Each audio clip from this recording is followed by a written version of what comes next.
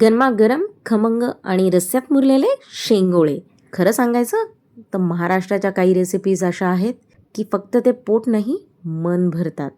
आज बनवणार आहे मस्त खमंग असे पारंपरिक शेंगोळे. तर चला बनवूया. त्याच्यासाठी इथे मी घेतली आहे मिरची. ही मिरची मी खलबत्त्यात काढून घेणार आहे. घालणार आहे खूप सारा लसूण आणि जिरं. हे छान असं कुटून घेणार आहे.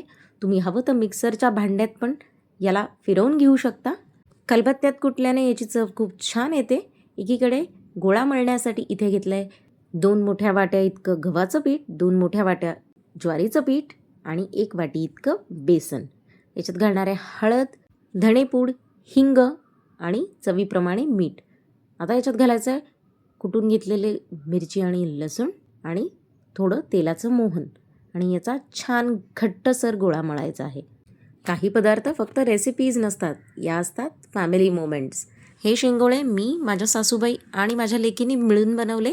शेंगोळे थोडे जाडसर बनवायचे, नाहीतर ते शिजताना पाण्यात मोडतात. ही प्रोसेस बघायला जितकी सोपी दिसते तितकीच करायला मजेशीर आहे. पदार्थ बनवण्यासोबत हसणे, गप्पा आणि खूप साऱ्या या पदार्थाच्या जुन्या आठवणी, अशा सगळ्यात शेंगोळे बनवून तयार झाले आहे. एकीकडे करूया फोडणी. कढईत तेलात घालायचं आहे मोहरी, जिरं, हिंग.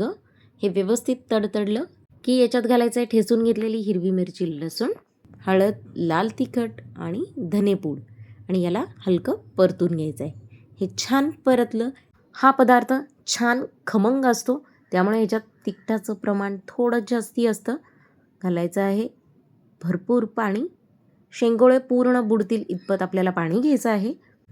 आता याच्यात घालायचं आहे चवीप्रमाणे मीठ. गोळ्यात मीठ असल्यामुळे त्या हिशोबाने मीठ घालायचं आहे आणि या पाण्याला चांगली उकळी काढायची आहे. शेंगोळे करताना थोडासा गोळा मी बाजूला ठेवून दिला होता. हे शेंगोळे तयार आहेत. या गोळ्याला आता पाणी घालून सैलसर याची पेस्ट करणार आहे.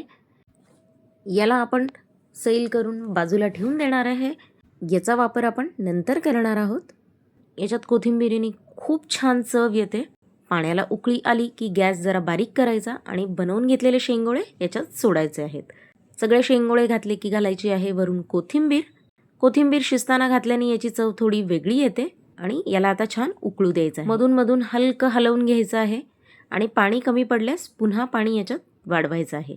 आता करून घेतलेली ही पेस्ट आपल्याला याच्यात घालायची आहे, जेणे या रस्स्याला छान दाटसरपणा येईल.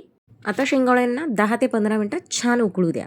जर तुम्ही ही रेसिपी अजून ट्राय केली नसेल तर एकदा नक्की करा. मला खात्री आहे तुम्हाला सगळ्यांना खूप आवडेल. व्हिडिओ आवडला असेल तर लाईक करा आणि चॅनलला सबस्क्राईब करा. कमेंट्समध्ये नक्की सांगा तुमच्या घरी शेंगोळे कोणत्या पद्धतीने बनवतात. मला तुमचे टिप्स वाचायला नक्की आवडतील.